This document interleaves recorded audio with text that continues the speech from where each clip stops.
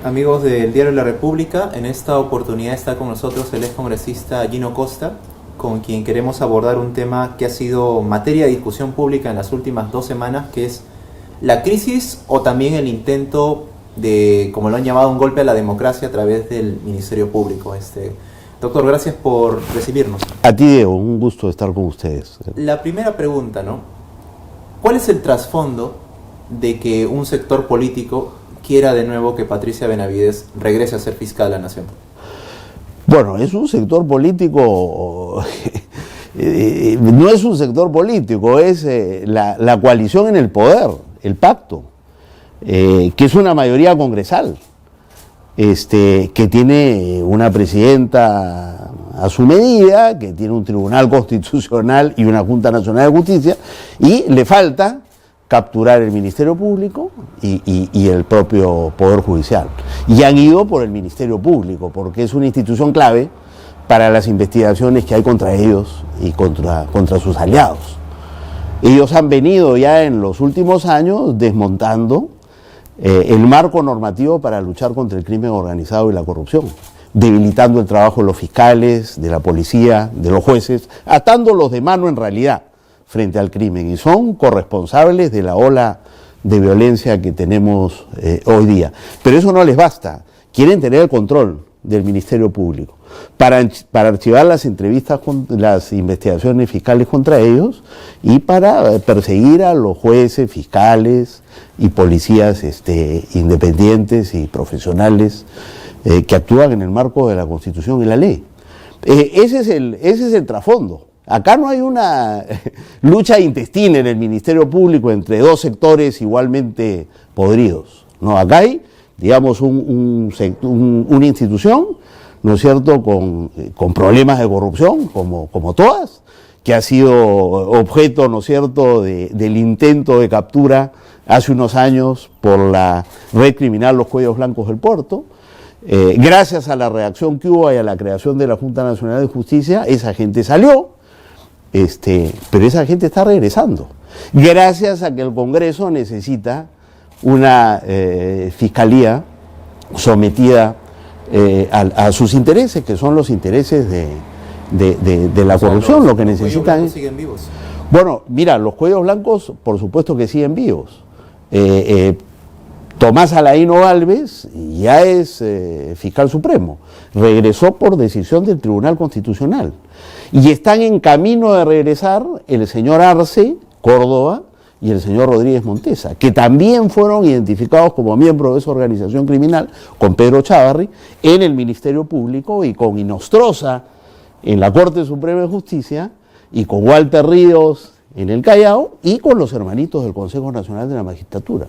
Entonces, esos fiscales supremos, gracias al Tribunal Constitucional, a medida de esta mayoría congresal, están regresando. Y Patricia Benavides, con el favor de la Junta Nacional de Justicia, pretendía regresar incluso antes que ellos.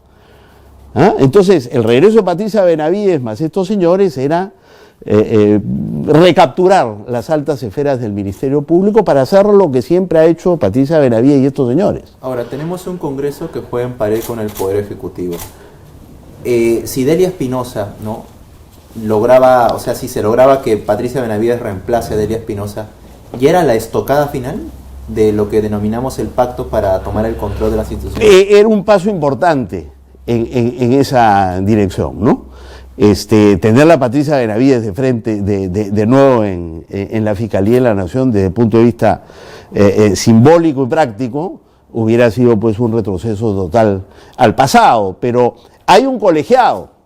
Y lo que ellos están buscando es que Patricia Benavides no esté aislada en ese colegiado, estaban buscando que no esté aislada, sino que pueda reconducir el Ministerio Público sin Delia Espinosa y sin Pablo Sánchez y sin Zoraida Ábalos y sin Juan Carlos Villena, que son fiscales independientes, pueden tener todos los problemas que usted quiera, pero corruptos no son.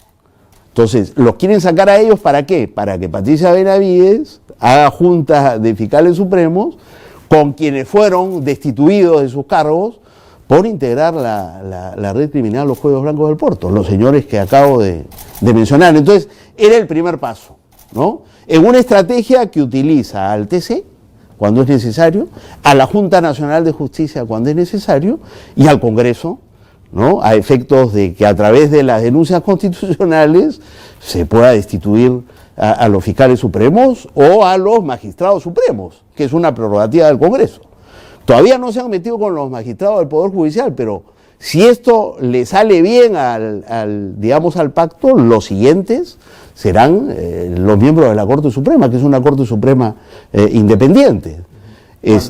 Cuando se refiere al pacto, ¿no? Para que los televidentes puedan entenderlo, ¿a quiénes nos referimos en cuestión de personajes políticos? Una coalición mayoritaria dirigida por Keiko Fujimori en el Congreso, con sus aliados de derecha, Porqui, un actor fundamental, el alcalde de Lima, candidato a la presidencia, ha presentado una iniciativa de ley ayer para intervenir el Ministerio Público, que es la otra estrategia, ¿no es cierto? Denuncias constitucionales contra los fiscales supremos y además una ley para intervenir O sea, son varios caminos que conducen al mismo objetivo, que es capturar la institución. Entonces, Keiko y por supuesto César Acuña, los niños de Acción Popular, Somos Perú, los Luna, de Podemos Perú, y al otro lado el señor Cerrón, los Cerrón, ¿no? Que son claves porque han venido controlando desde la Comisión de Justicia todas las iniciativas para acabar con la libertad de expresión y para acabar con la independencia fiscal y judicial. Ellos son corresponsables y digamos, de esa coalición es parte la bancada magisterial de Pedro Castillo también. Dina Boluarte es una presidenta sometida a esa mayoría congresal. La hicieron presidenta, ¿no? Bajo sus condiciones, ella las aceptó gobernar, ¿no es cierto?, hasta el 2026. Y en las condiciones en que esa mayoría congresal le permite, porque el día que ella no respete esas condiciones se va. Pero ella también se favorece del intento de golpe al Ministerio Público. Pero por supuesto, porque ella además tiene investigaciones en el Ministerio Público. O sea, Patricia Benavides está investigada, entre otras cosas, por intercambiar favores con una buena parte de congresistas, pero también intercambiar favores con Dina Boluarte. Favores, por supuesto, delictivos, ¿no? Favores dolosos. Acuérdate que en relación con lo primero, Patricia Benavides le ofrece a los congresistas investigados en la Fiscalía, le ofrece archivarle sus investigaciones a cambio de que se deshagan de Zoraida Ábalos, cosa que hicieron, a cambio de que hagan a Josué Gutiérrez, el abogado del señor Cerrón, defensor del pueblo, cosa que hicieron, y a cambio de que arremetieran con la Junta Nacional de Justicia para salvarla a ella de las investigaciones que tenía en la Junta por haber librado a su hermana de una investigación por recibir sobornos del narcotráfico, ¿no? Entonces, digamos, ese acuerdo funcionó y la protegieron. Lo que pasa es que pudieron, con la Junta Nacional de Justicia, destituyeron a 2 de sus miembros, pero después el Poder Judicial frenó eso y los hizo regresar. Y cuando regresan, la Junta toma la decisión de destituir a Benavides después de un proceso de año y medio, con toda la de la ley. Sí, que me lo dice así, el Poder Judicial en este último año ha sido una barrera para distintas arremetidas. Zoraida Ábalos fue inhabilitada, se revocó en amparo. Inés Tello y Aldo Vázquez fueron inhabilitados, se revocó en amparo. Si no fuera por el Poder Judicial, esto quizás hubiera caído antes. Pero no porque el Poder Judicial está jugando a la política, sino porque el Poder Judicial está defendiendo la Constitución y las leyes. Y del lado del pacto hay un comportamiento absolutamente arbitrario. Entonces, claro, estos altos funcionarios públicos fueron amparados por el Poder Judicial porque era lo que correspondía, ¿no? Pero en efecto, viene siendo la última barrera de contención. Por eso yo le digo, los grandes enemigos del pacto en este momento son jueces y la Constitución y las leyes. Y se los quieren tirar. Primero Ministerio Público, porque antes de llegar al Poder Judicial hay que pasar por el Ministerio Público. Entonces el Ministerio Público es clave para que todos estos que están investigados por hechos de corrupción, esas investigaciones se archiven. Ya lo hizo en el pasado Patricia Benavides. Entonces quieren que regrese para que termine de hacer ese trabajo, ¿no? ¿Y ese esquema en un contexto electoral también favorece a que sea más fácil tomar el poder el 2026? Bueno, es digamos, capturar el Ministerio Público es, digamos, si lo capturan ahora, eso durará varios años, ¿no? Cualquiera que sea el próximo gobierno y el próximo Congreso. Entonces se están cuidando las espaldas. Así como se los han cuidado con el TC a su medida y una Junta Nacional de Justicia, ya tienen casi completamente tomado el sistema de justicia, solo le falta la Corte Suprema, ¿no? Pero claro, con el objetivo de garantizarse para ellos impunidad y en general para el crimen sobre todo organizado. Eso es lo grave, que ellos se están defendiendo contra las investigaciones, pero al, digamos, sacar a la gente sana y sacar, digamos, desmantelar las leyes que permiten combatir el crimen y la corrupción, están también favoreciendo a los narcos, a los mineros ilegales, en general, a todas las economías ilícitas que en este momento en el Perú están pasando por un momento de gran bonanza. Nunca la minería ilegal ha sido tan fuerte, nunca el narcotráfico ha sido tan rico, ¿no? Y nunca ha tenido tanta influencia en la esfera política. Y por eso es que el pacto se comporta como se comporta. Ahora, ¿este pacto existe porque tenemos el peor Congreso de nuestra historia? ¿Es el peor Congreso de nuestra historia? Probablemente, ¿no? Yo nunca he visto un retroceso de esta naturaleza. Nunca he visto un Congreso tan claramente, ¿no?, trabajando para favorecer la corrupción y el crimen organizado. Nunca he visto eso, y en ese sentido para mí es el peor Congreso de la historia. Y estas iniciativas para capturar el Ministerio Público van en esa línea, porque es para devolver al Ministerio Público gente muy inescrupulosa, ¿no?, como Patricia Benavides, que ya han demostrado que están dispuestas a poner la institución al servicio del mejor postor, ¿no? Ahora, ¿cree que este Congreso, incluso el ambiente y las proyecciones que hay, es incluso más hostil de las que se vivió en el Congreso del 2016, cuando usted era parlamentario, ¿no? ¿Se acuerda que hubo distintas también iniciativas contra el expresidente Kuczynski y también en su momento contra el expresidente Vizcarra? Mira, ahí comenzó el esfuerzo de Keiko desde el Congreso para gobernar desde el Parlamento. Y eso, digamos, no lo logró que tirarse abajo a PPK. Vizcarra le volteó el partido, cerró el Congreso, intentaron recuperar posiciones con Merino, pero duraron 5 días. Merino es, digamos, Boluarte I. Es un intento de tener un presidente al servicio del Congreso, pero eso fracasa. Pero ya después de que Pedro Castillo le deja el poder al Congreso, en este fallido autogolpe, el Congreso termina erigido en lo que quería Keiko, que es el primer poder del Estado desde donde se mande en el Perú, no sola, ¿no?, con una coalición, con una alianza muy inteligentemente concebida para los fines del pacto, ¿no?, que es promover la impunidad y proteger la corrupción. Es interesante cuando me dice que Merino es una Boluarte 1, ¿no? O más bien no diríamos que Boluarte es Merino 2.0. Sí, cualquiera de los dos, en efecto. Porque lo que tú tienes es, con el fallido autogolpe de Esbacao como correspondía, ¿no?, después de un gobierno muy malo y de un gobierno muy corrupto, cuando estaba, digamos, ahogándose por las investigaciones anticorrupción a la que había sido sometido. Entonces, en un gesto desesperado, dice: mejor paso a la historia con un hombre consecuente con mi plan inicial de cambiar la Constitución, y anuncio que voy a cerrar el Congreso y convocar una nueva Asamblea Constitucional, en lugar de pasar a la historia como lo que era un presidente corrupto más, a lo que hay que agregarle ahora no solo corrupto, sino golpista, ¿no? Entonces, tú me preguntabas, Merino 2, ¿no? Sí, Merino 2.0. Claro. ¿Cree que Dina Boluarte es un Merino 2.0? Pues, por supuesto. Pues, el régimen es muy parecido y tiene el apoyo de las mismas fuerzas que apoyaron a Merino, no solo políticas, ¿no?, sino el tipo de respaldo que recibió inicialmente Merino, ¿no? ¿Sí? Ahora, doctor, usted es muy crítico con el actual desempeño del Congreso, bueno, en general de lo que se denomina el pacto, ¿no? ¿No tiene temor de que el pacto, como se le denomina, tome represalias contra usted? Se lo pongo de esta manera, se lo describo de esta manera, ¿no? Todo aquel ex alto funcionario que ha sido crítico con la actual gestión ha terminado con algún proceso de juicio político en el Parlamento. ¿No le Sí, sí, no, por supuesto, pero digamos, más me preocupa que terminen de tomar el poder por completo.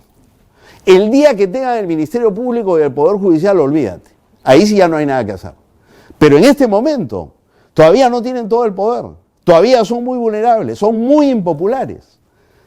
O sea, ese Congreso, ¿cuánto tiene? ¿3%? La presidenta, ¿cuánto tiene de aprobación? ¿3%?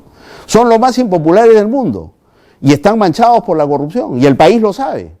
Entonces, no habría razón para que sobrevivan a las próximas elecciones. Ahora, ¿por qué razón? Entonces, todavía estamos a tiempo de impedir que tomen la Fiscalía y el Poder Judicial e impedir que se queden en el poder. Pero van a hacer todo lo necesario, lo están haciendo, ¿no? Se lo consulto porque bueno, en el fujimorismo razones para, no sé si la palabra correcta sea odiarlo, hay de sobras, ¿no? Porque para que los televidentes puedan recordarlo, ¿no? En el año 2019, ¿no? Al ex primer ministro Salvador Solar no querían dejarlo entrar al Congreso a sustentar el voto de confianza, pero usted ayudó a que él pueda pasar, ¿no? Y sustentar ese pedido. Era lo que correspondía. Era parte de las prerrogativas del primer ministro hacer cuestión de confianza y querían impedirlo. O sea, ahí lo que hice yo es cumplir con lo que consideraba que era necesario en el marco de la Constitución y la ley. Que me odien es otra cosa, entiendo las razones. Pero Salvador de Solar hizo lo que consideraba que debía hacer. No fue ideal que se cerrara el Congreso, no es ideal en una democracia que eso ocurra, pero es un mecanismo contemplado, ¿no? En la Constitución, que ha sido, por supuesto, desnaturalizado ahora y esa posibilidad ya no existe. Una de las razones por las cuales el Congreso ha quedado como, digamos, primer poder del Estado sin contrapeso alguno, ¿no? Entonces, ya con un Ejecutivo sometido, lo que quieren es también tener a la Fiscalía y al Poder Judicial. Es lo único que le falta para tener poder absoluto, como lo tiene Maduro, como lo tiene Ortega, como lo tiene Putin. O sea, vamos camino a una dictadura. Vamos camino a una dictadura. Y en esa dictadura sí, ahí nadie se salva. Entonces, ¿qué somos? ¿Ah? ¿Qué somos? Vamos camino a una dictadura, pero podemos evitarlo si queremos.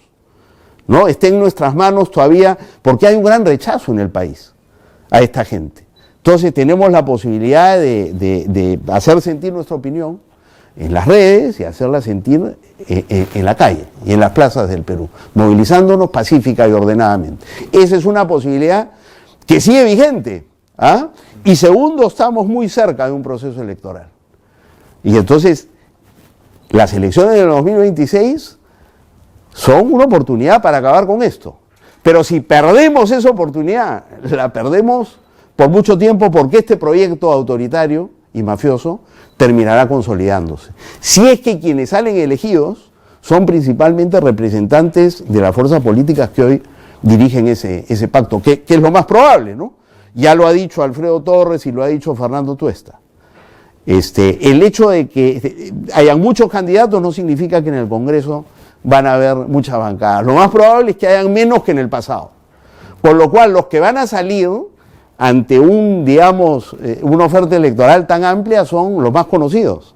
Van a salir con muy pocos votos, pero van a ocupar la mayoría de las curules en el Congreso.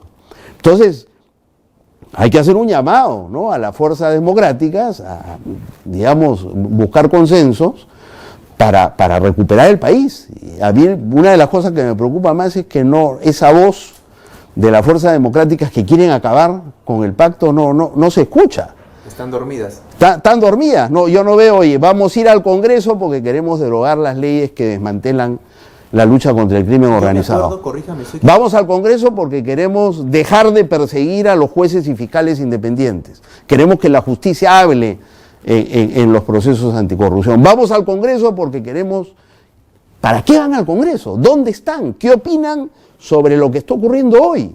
¿No les parece relevante el intento del pacto de que Patricia Benavides termine de fiscal de la Nación?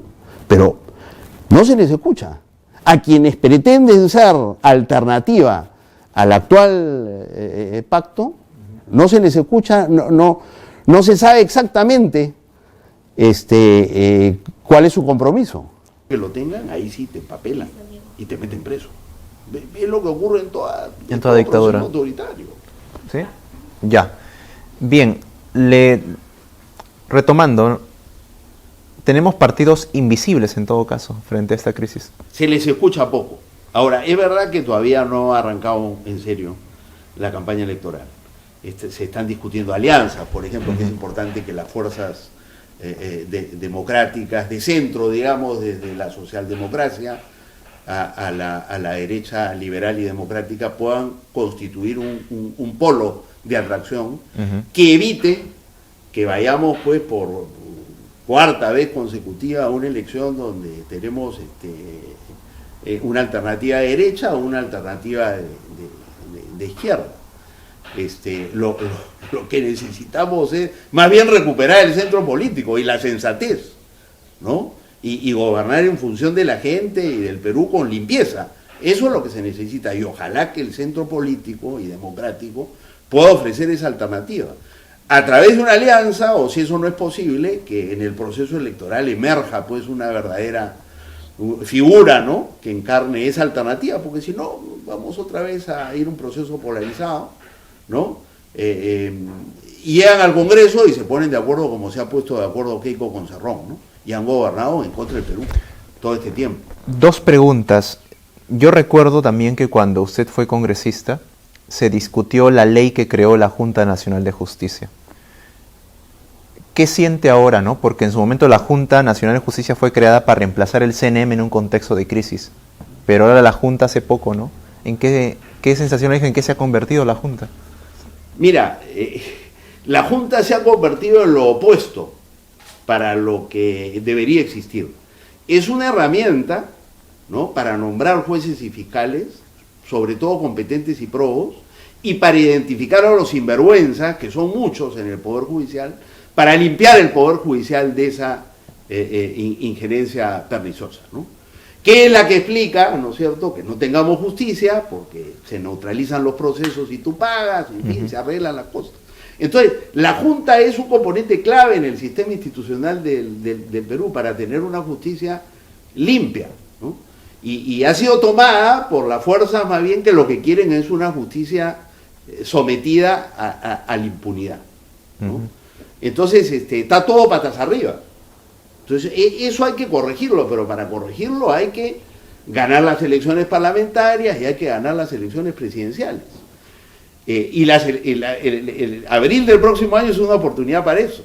Pero si no jugamos bien nuestras cartas, nos corremos el riesgo de perder frente al pacto y a quien el pacto logre hacerse representar en el próximo Congreso y en la próxima presidencia. Y 5 años más de pacto, estamos liquidados. Mi última pregunta es, ¿qué opina de la bicameralidad? Mira, yo siempre he favorecido la bicameralidad, me parece que es un sistema, digamos, parlamentario